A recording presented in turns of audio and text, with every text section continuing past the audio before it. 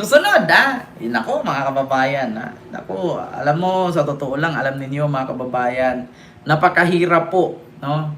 Napakahirap po ng problemang kakaharapin ni Sarah ngayon. Dahil po, mga kababayan, ay napakabigat po niyan. Mas mabigat pa sa kanyang dinadala. So ito po, sunod, mga kababayan. So ano po yan, Kent? Yung sunod, eto na, mga kababayan. Kung naalala ninyo, pumutok po at trending ang balita ngayon na pag-atake ni Donald Trump sa Amerika, ni Donald Trump sa Venezuela na binumba at inaresto ang presidente ng Venezuela, pati ang kanyang asawa, dahil ito daw ay dealer ng droga, no? At pasimuno daw sa krimen dyan sa lugar ng Venezuela na kaya marami ang droga na napupunta sa Amerika kasi dyan daw galing ang mga pinagbabawal na gamot sa lugar ng Venezuela. Si Maduro. Kaya mga kababayan, kung naalala ninyo, nagpa-airstrike. Boom! Boom! Booms! Gumaganon. So, inaresto si Maduro. Ngayon mga kababayan, galit na galit ang China na kaibigan ni Digong. Kasi bakit? Mawalan sila ng supply na droga doon sa Venezuela kasi nga pinutol na ni Donald Trump ngayon. So ngayon mga kababayan, nanawagan itong si Greco Bilgeca. Iba mga kababayan, kung ang sigaw ng mga DDS, bakit yan? President Donald Trump, sana ang Pilipinas bumbahin mo rin at arestuhin ang presidente naming adik. Sabi ng mga DDS yan. Grabe, sabi nila. Kung doon sa Venezuela si Maduro in-airstrike at inaresto kasi adik, bangag. Baka naman yung presidente namin, sitting president, ay sana i-airstrike din, boom, pasabugin ang Malacanang at arestuhin itong presidente namin. Sabi ng mga DDS. Pero mga kababayan, kakaiba itong si Greco Bilgeca. Bakit? Iba ang panawagan niya. Alam niyo mga kababayan, ang panawagan ni Greco Bilgeca ay taliwas sa panawagan ng mga buhong DDS na katulad niya. Ganito po mga kababayan, ito po ang panawagan ni Greco Bilgeca. Mingming, lumayas ka dyan kung gusto mong umihi doon sa baba. Ito po ang kanyang panawagan mga kababayan sa Di Umano page. Ayan, Greco Bilgeca, Donald Trump at Duterte. Sabi niya dito, we are not asking for the US to arrest our sitting president. Sabi ni Greco Bilgeca, we are not asking for the US to arrest our sitting president. Former Presidential Anti-Corruption Commission or PACC Chairman Greco Bilgeca publicly appealed to the US President Donald Trump for assistance in securing the return of the former President Rodrigo Duterte, who is currently detained by the International Criminal Court or ICC in Netherlands, while emphasizing that accountability should be addressed through the Philippine-owned justice system. In a message addressed to Trump, Bilgeca said the Philippines is grappling with serious problem which he described as similar to challenge faced by Venezuela. Dear President Donald Trump, our country, the Philippines, is facing a massive struggle with drugs, government corruption, and protection of our oil and trade territories in the West Philippine Sea. Very similar to your issues in Venezuela, Bilgeca said in Facebook post. Bilgeca emphasized, however, that Filipinos are not seeking foreign intervention against the country's current leadership. Instead, he said the appeal to focus on the former president who is now under detention at the International Criminal Court or ICC. But we are not asking for the US to arrest our sitting president. Instead, we ask for your help in bringing home the former president arrested and detained by the ICC. Our goal is for both the current and former leader to face justice in our own Philippine courts. We want to restore the rule of law within our own borders, according kay Greco Bilgeca. Ngayon mga kababayan, wala naman akong problema kung panawagan niya ni Greco Bilgeca. Iba ang panawagan ni Greco sa panawagan ng mga katulad niyang DDS. Ang ibang DDS ang sabi, gayahin daw ni Donald Trump na arestuhin din ang presidente sa Pilipinas kasi adik, bangag. Katulad sa pag-aresto kay Maduro. Pero mga kababayan, iba ang kay Bill Gica. Nanawagan ng tulong kay Donald Trump para mapauwi si Digong sa Pilipinas. Pero mga kababayan, paalala ko lang po, paalala ko lang po, di ba noon si Digong pinagmumura ang Diyos? Sabi niya, stupid talaga yung God ninyo. Saan ka nakakita nag-Last Supper? Dapat pag Last Supper, kung ang Panginoon dapat kumain, konti lang. Pero nakita mo yung pinting sa Last Supper, nag-inuman pa ang mga gago. Sabi ni Digong yan. Nag-inuman pa, kadaming handa. Sabi niya, tapos sabihin niyo, yan yun si Jesus. Sabi niya. Tapos nung nakulong, mga kababayan, sabi ng mga DDS, Lord, kaawaan mo si Tatay Digong, Lord. Ipagdasal mo siya, Lord, na maligtas siya dun sa loob, Lord. Ang kakapal ng mukha, di ba? Pagkatapos pagmumurahin ni Digong ang Panginoon, hihingi kayo ng tulong sa Panginoon. Busy si Lord. Nag-Last Supper si Lord. Hindi pa tapos yung kinain ni Lord. Sabi nga ni Digong, bulto-bulto daw pagkain. Nagla-Last Supper, tapos ang sabi, ang Panginoon daw natin, ay simple. Saan ka nakakita ng simple? Ang baso daw gold. Ang lamisa, makapakaraming pagkain. Tapos sabihin nyo, simple si Jesus. Sabi ni Digong yan. Tapos stupid daw ang God. Tapos paano daw nangyari ang Biblia ng Katoliko na si Adan at si Eva, katapos lang daw nagbingbangan, inalok daw ng ahas na kainin yung apple, nagbingbangan ulit. Diba? Ganon si Digong kabastos. Ganon si Digong kabastos, mga kababayan. Tapos sasabihin ng mga DDS, Lord, kaawaan mo si Tatay Digong. Putang ina nyo. Kung ako si Lord, tanggalan ko pa ng hininga yung Digong ninyo eh. Diba? Kung ako lang ang Panginoon, tanggalan ko hininga yan, ura-urada, minu-minutong literal. Pagkatapos niya ko sabihang stupid, tapos hihingi kay tulong sa akin. Kung ako si Lord, mapapamura ako minu-minuto. Biglaan. Diba? Sorry, hindi ako si Lord. Second ito, kaya putang ina nyo, ang kakapal ng mukha ninyo mga DDS. Diba? Tapos ngayon, mga kababayan, si Greco Bilgica hihingi ng tulong kay Trump. Diba? Hihingi ng tulong kay Trump para pauwiin si Digong. Baka naman mga DDS, nakalimutan ninyo kung paano babuyin ni Digong ang American media. Paano palayasin ni Digong ang mga US military sa Subic? Ano kalimutan ninyo? Barack Obama, you son of a bitch. Fuck you, Barack Obama. Nakalimutan nyo? Kung paano ni Digong pagmumurahin ang Amerika, palayasin lahat ng sundalo sa Operasyon Balikatan. Paano ni Digong bawiin ang kampana daw di umano sa Amerika na ninakaw daw doon sa Bilgeca. Bell? Yung may Bilgeca Bell, nalala nyo yon? Nakalimutan ninyo kung paano ni Digong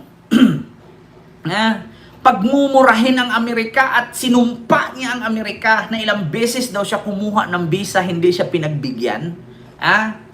Pagkatapos murahin ang Lord, hihingi kayo ng tulong sa Lord kasi nakulong. Tapos ngayong nakulong, hihingi kayo ng tulong sa Amerika. Pagkatapos niyang pagbababuyin ang mga Amerikanong sundalo sa Pilipinas kasi mas kinampihan niya ang China sa utos ng China na tanggalin mo ang mga sundalong Amerikano dyan sa Pilipinas para malaya kaming makapaglayag at makapagnakaw ng langis sa West Philippine Sea at ma-occupy namin at matayuan namin ang gusali. Simula nung pinalayas ni Digong, malaya ang mga Chinese makapagtayo ng mga gusali doon sa West Philippine Sea. Kasi bakit? Wala nang makakapagharang. Kaya ngayon, tayong Pilipino na pagmamayari ang West Philippine Sea, nahihirapan tayong mangisda. Kasi bakit? Nandoon na yung mga malalaking barkong pangdigma. Nag-iikot-ikot na kung saan pag napadpad ka doon, bubumbahin ka ng water cannon. Na kung saan sarili mong teritoryo, bubumbahin ka ng water cannon, di ba? Tapos, sasabihin ngayon ni Greco Bilgeca, hihingi ng tulong kay Donald Trump. Tandaan niyo po, mga DDS, si Digong ay isa sa pinaka-leader ng mafia. Yung pandemic, ginamit niya ang di umano'y war on drugs Pero sa likod ng war on drugs, may magnetic lifter. Sa likod ng war on drugs, merong Michael Yang, Kenneth Dong, Charlie Tan, Sammy Uy, Peter Lim, potang ina nyo. Diba? Tapos ngayon, hihingi ka kay Donald Trump. Ano bang rason kung bakit hinuli ni Donald Trump si Maduro? Dahil sa droga, ayaw niya ng leader ng kartel, ayaw niya ng drug lord, ayaw niya ng mafia. Tapos si Digong, ipasundo mo kay Donald Trump, ipauwi sa Pilipinas, iisa din niyang mafia. Diba? Baka nakalimutan ninyo noon. Noong si Digong ang presidente, ang kaibigan niya, Russia, China. Russia, China, ang kaibigan ni Digong. Baka nakalimutan nyo, ang kaibigan ni Maduro, Russia at China. Diba? Igalit nga si Trump dyan sa Russia at China. Ano akala ninyo sa mga Amerikano, ulyanin? Baka nakita ninyo, ayaw ni Digong sa Amerika, kaya nga mas pinili niya si Xi Jinping eh. Tapos hinihingi kayo ng tulong, baka i-strike ni Donald Trump yung ICC, masabog lahat yan. Baka pati si Digong dyan mapulbo. Diba? Russia, China, kaalyado ni Digong nung panahon siya ang presidente. Alam nyo namang galit na galit si Trump sa Russia at China. Tapos kaalyado pa ni Digong itong Israel, si Netanyahu. Alam nyo namang galit si Donald Trump dyan. Tapos ngayon hihingi kayo ng tulong kay Trump. Baka naalala ninyo nung pumunta si PBBM sa Amerika, anong sabi ni Donald Trump? Hindi kasi alam kung anong ginagawa nung nakaraang administrasyon. Kaya nagkandalitsi-litsi ang Pilipinas. Diba naalala nyo nung nagkaharap si BBM at si Donald Trump? Sabi ni Donald Trump, buti pa to presidente pumunta dito sa akin ngayon, nakausap ko harap-harapan. Yung previous administration, hindi nila alam kung anong pinagagawa nila noon. Kaya ngumiti na lang si PBBM at that time. Diba? Baka may mga DDS, nakalimutan ninyo. Diba? Ma'am Rosario, sige po. Yeah? Baka mga DDS nakalimutan ninyo kung paano babuyin ni Donald Trump, ni Digong ang Amerika. Tapos ngayon hihingi kayo ng tulong para palayain ni Donald Trump si Digong. Hindi nyo alam, si Maduro galit si Trump. Na ang kaibigan ni Madurong bansa, Russia, China. Ayaw niya sa Amerika, nakadikit-dikit lang sila. Latin America si Maduro di ba? Latin sila. Andyan lang yung Amerika sa taas, dito si Maduro pero mas pinili niya ang Russia sa tuktok at China. Kita ninyo? Nakita ninyo? Andito ito example ko. Ito Amerika andito ang Venezuela Pero saan siya humingi ng tulong ang Venezuela? Andun sa tuktok dito sa China at sa Russia. Andito Amerika andun siya humingi ng tulong. Diba? Kita mo yan? Bakit hindi ka hingi ng tulong sa Amerika? Kalapit-lapit mo lang. Bakit doon ka pa sa tuktok ng himpapawid ng mundo? Sa Russia, sa Antarctica, at sa China, napakalayo niyan. Di ba? Kita ninyo? Kayo malipong? Nag-isip po ba kayo? Nag-iisip po ba kayo? Mga DDS? Kung hindi ba naman kay tanga? Baka naalala ninyo kung paano palayasin lahat ni Digong ang mga Amerikanong sundalo sa Pilipinas. Ito i-search natin. Tapos ngayon, maghihingi kayong tulong sa Amerika. Kaya nga galit na galit ang mga Duterte na bakit si PBBM tumanggap ng, di ba, yung Typhoon missile na mula sa Amerika. At anong sabi ni Pulong?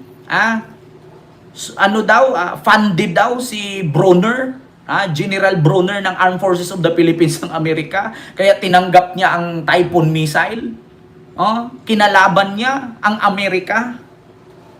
Kasi mas gusto niya China. Tapos ngayon hihingi kayo ng tulong kay Trump. Bakit hindi kayo hihingi ng tulong kay Xi Jinping? Humingi kayo ng tulong kay Xi Jinping. Huwag kay Trump. Ito mga kababayan. Duterte, pinapalayas ang mga sundalong Amerikano sa Subic. Ito mga kababayan. Ipinakita ni Pangulong Duterte ang mga litrato ng Buddaho Massacre, ang madugong pagpatay ng mga Amerikano laban sa mga Moro noong 1906. Ito ang mga litratong ipinakita ng Pangulo sa East Asia Summit, kung saan nandoon din si US President Barack Obama para ipamukhang lumabag din ang Amerika sa karapatang pantao sa kabila ng pagkwestiyon sa mga kaso ng extrajudicial killings sa kampanya laban sa droga. This Ayan is na. really the massacre of Budako. Kita nyo? Look at the bodies there. For as long as we stay with America, we will never have peace in that time. Might as well give it up. Give it an independent. Kita ninyo? As long as dumikit daw tayo sa Amerika, wala tayong independent. Kita ninyo?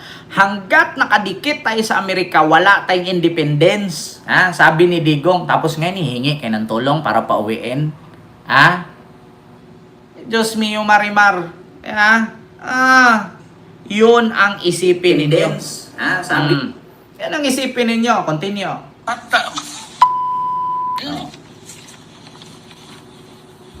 Nirarason niya. not only in Holong, ginawang postcard, meron niya. Di ba? Ang nirason ni Digong dyan kaya ayaw niya makipagkaibigan sa Amerika. Mas piliin daw niya ang China.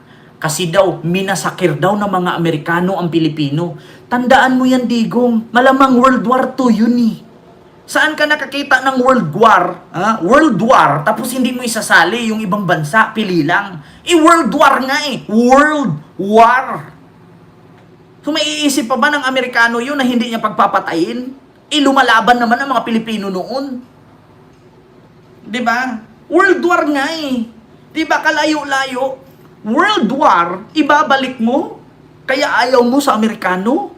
Kasi mas piliin mo ang China?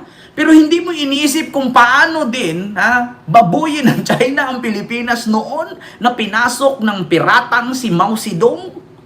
'Di ba? At nakipaglaban pa si Don Galo. Kung hindi nakipaglaban si Don Galo, bawi na sana ng Intramuros ang China. Ng China ang Intramuros. Alam niyo saan ko namin nakuha to? Sa history. Sa archives ng Amerika. Diba? Kanina, direkta ng pinaalis ng Pangulo ang mga Amerikanong sundalo. Kaya Ayan na. yung mga special forces, they have to go. Mm. They have to go in Mindanao. Maraming mga puti doon. They have to go. Re-eroon ko yung foreign policy. Hindi ko lang masalita noon out of respect. Or I do not want a rift with America. Si Limahong. But they Si have to Limahong. go. Hindi si Mao Bukod Zedong. sa hindi matatamo ang kapayapaan habang nandyan ang mga Amerikano, idinahilan din ng Pangulo ang kaligtasan nila. Makakita ng Amerikano yan, patayin talaga yan. Kukunan ng ransom yan, patayin. Even if you're a black or a white American, basta Amerikano ka. Nagpatotsyada muli ang Pangulo kay US President Obama. Mr. Obama, when you accuse me of killing, which you do not have also the facts anyway, whether legitimately killed in an encounter with the police, or those simply murdered. Kasi nga, nasilip kasi siya ni Barack Obama, mga kababayan, yung extrajudicial killings niya na ginagawa niya sa war on drugs. Nagalit siya, bakit daw pinapakialaman siya ni Obama. So, ang ginawa niya, tinanggal niya lahat ng sundalo, pinalayas niya sa Pilipinas, mga Chinese ang pinasok niya na mga undocumented. Ang pinalit ni Digong sa mga sundalo doon sa Operation Balikatan, ang pinalit niya yung Pogo. Kita nyo, yung Pogo, undocumented Chinese, yung mga drug lords, diba? Yun yung pinalit niya, yung magpasok ng mga magnetic lifter, diba? Yung magpapalipad, magpapaanod ng mga water drone, diba? Yun ang mga pinasok niya. At pinasok niya dito yung mga businessman na Chinese, na mga kriminal doon, di ba? Yung mga tumatakbo, yung may mga kaso doon, yung mga wanted doon. Yun yung mga pinagpapasok niya dito sa Pilipinas, no? Na instead kung nandoon ang mga Amerikanong sundalo, hindi makakapasok yung mga kontrabando na yan.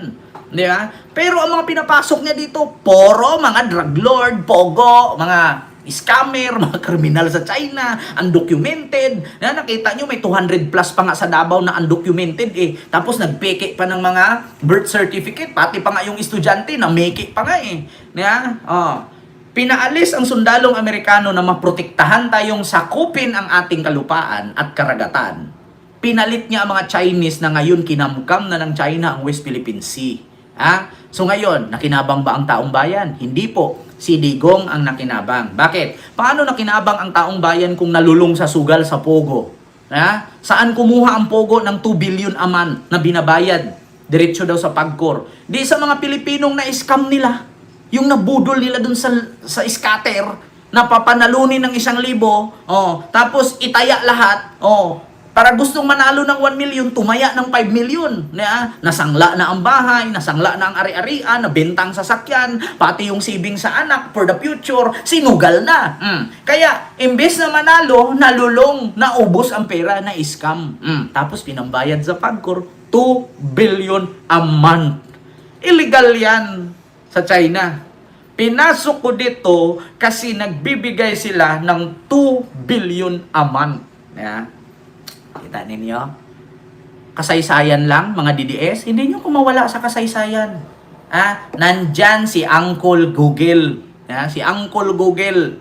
I-search mo lang, lalabas agad. Kaya kayo mga DDS, para marami kayong kita at maraming manood sa inyo, mag-search kayong mabuti na hindi kay fake news. Katulad kay Maharlika, nag-post daw ng kantutan ni PB, ni Lisa at kung sino pa yung kantutan. Nung ini-research ko, ay putang ina si Michelle Lu. Yung James Bond movie yun, biniblurred pa. Hindi ako napanood ninyo. Yung bingbangan daw ni First Lady Lisa at nung sino ba yung kabingbangan?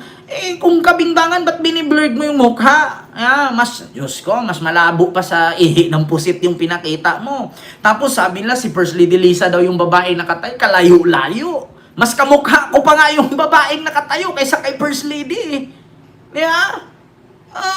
Diyos ko, mga DDS, yung putang yung mga fake news kayo.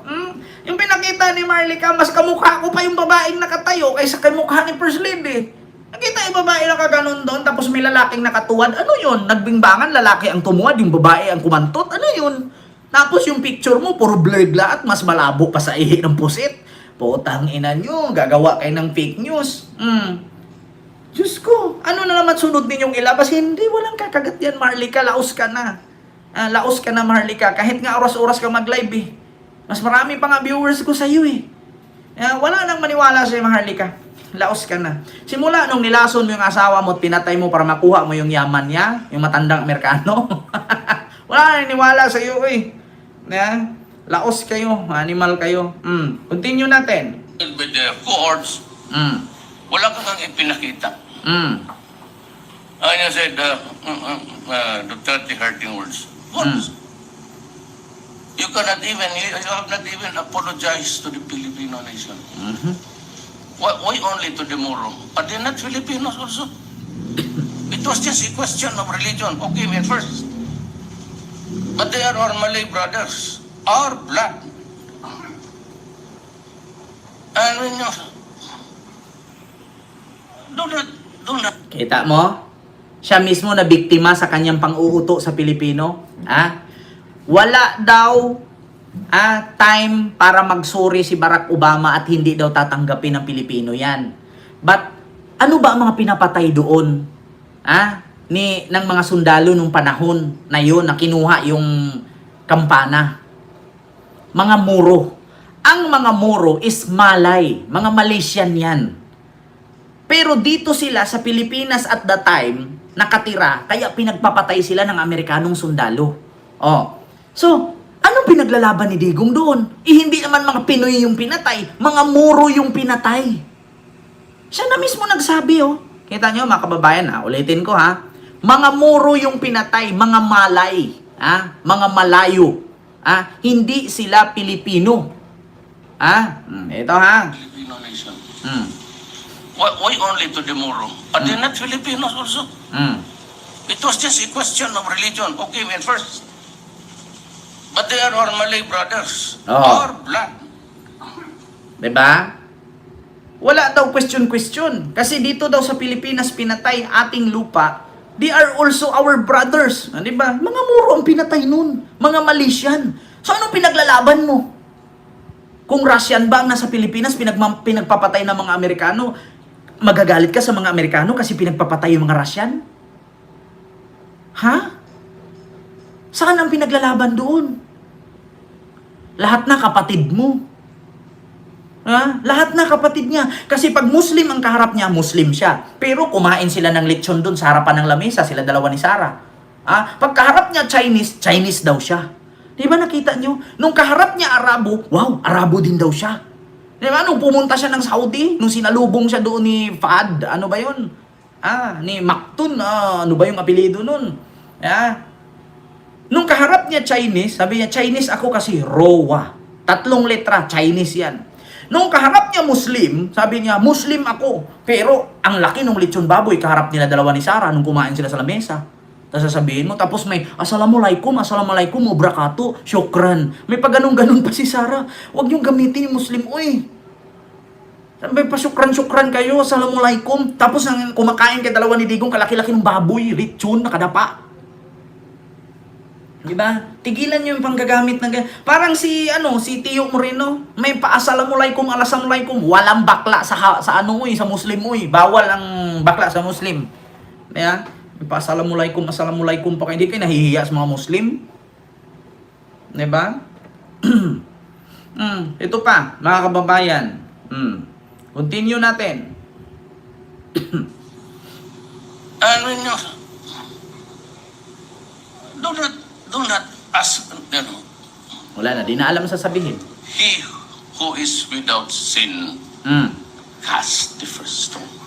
Hindi na nagpa-interview ang Pangulo para sa mga detalye ng pahayag o sa magiging epekto nito sa mga kasunduan at pagtutulungan ng militar ng Pilipinas at Amerika. Wala na, tinanggal niya eh. Sheng, ABS-CBN News. Nilinaw naman ng Malacanang na ang pahayag po ng Pangulo ay sumasalamin sa kanyang bagong direksyon para sa pagkakaroon ng isang independent foreign policy. Iginit po, Diba? Independent foreign policy. So kung meron tayong independent foreign policy, bakit nakamkam ng China ang West Philippine Sea? Diba? Mangkanor. Yan. Pahayag ng Malacanang. The statement reflects PRRD new direction toward coursing an independent foreign policy. Putang ina. Independent foreign policy? Pero naagaw ng China ang West Philippine Sea. Diba? Kung nandyan yung mga Amerikano, nandyan yung mga sundalong Amerikano na nandyan sa Subic, hindi yun basta-bastang mapasok ng China itong West Philippine Sea. Ang problema lang, nakipagsundo siya na tinatawag na gentleman's agreement na ang sabi nga ni PBBM, sabihin dapat ng previous administration kung ano ang laman ng gentleman's agreement. Kung meron ba silang binigay, meron ba silang pinangako, meron ba silang bininta. Kasi hindi natin alam kung bakit ganun na lang kagalit ang China sa atin nang hindi natin alam. Di ba? Ito, mga kababayan. Pakinggan ninyo PBBM, hindi alam kung ano ang... Wait lang. PBBM, hindi alam kung ano ang gentleman's agreement ni Digong sa China. Ito, mga kababayan. Pakinggan natin kung ano, nag-react si PBBM at the time, mga kababayan. Sabi niya, hindi ko alam kung ano ang gentleman's agreement. Kinwestiyon ni Pangulong Bongbong Marcos kung ano ang kinompromiso ni dating Pangulong Rodrigo Duterte sa anyay secret agreement nito sa China. Ma'am Chandria Lamparo, maraming salamat po. Bakit ito po. kailangang ilihim? Mula sa Washington DC sa Amerika, nakatutok la si Marie Jumal. Mariz?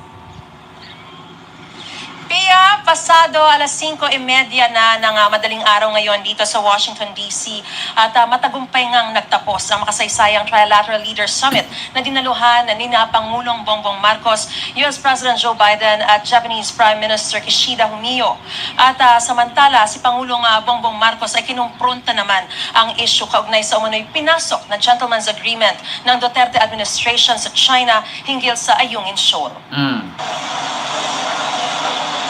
Matapos kumpirmahin ng Embahada ng China sa Pilipinas ang sinasabing gentleman's agreement na umano'y pinasok ng Duterte administration sa China hinggil sa Ayungin Shoal, kabilang sa mga tanong ng Pangulo, Ano ba ang pinangako ng Duterte administration sa China?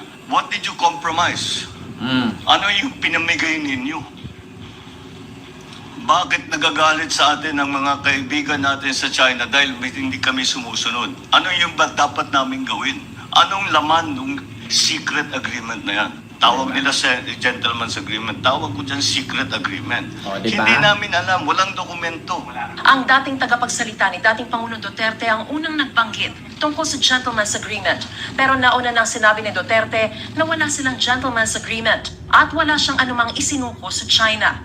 Sabi pa ni Pangulong Marcos, hindi raw sinabihan ang kanyang administrasyon na mayroong kasunduan na dapat sundan at isikreto sa taong bayan. It was decided in the last administration that we will not record this. We will not announce it to the Filipino people. Therefore, it is a secret agreement. My question is, why was it a secret? Tinanong nga raw mismo ni Pangulong Marcos si ngayon National Security Advisor Eduardo Año na dati ring nasa gabinete ni Duterte. Diba? Kita ninyo? Tapos ngayon, sasabihin ninyo, hihingi kayo ng tulong kay Trump para ipauwi si Digong. Huwag kayo managinip, oy. Matulog kayo, magdasal, kumain ng 3 beses sa isang araw para hindi kayo maging baliw, mga DDS. Tigil-tigilan nyo yung kahibangan ninyo. Kabaliwan yan. Tigil nyo yan. Ha?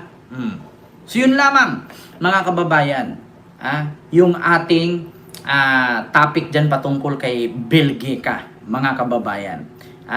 Pero ito bago tayo mag-proceed sa sunod topic, Kent, bakit hindi mo tinapik itong hinuli si Pukis? Mga kababayan, parang prank lang po yung pagkahuli. Ganito po yan.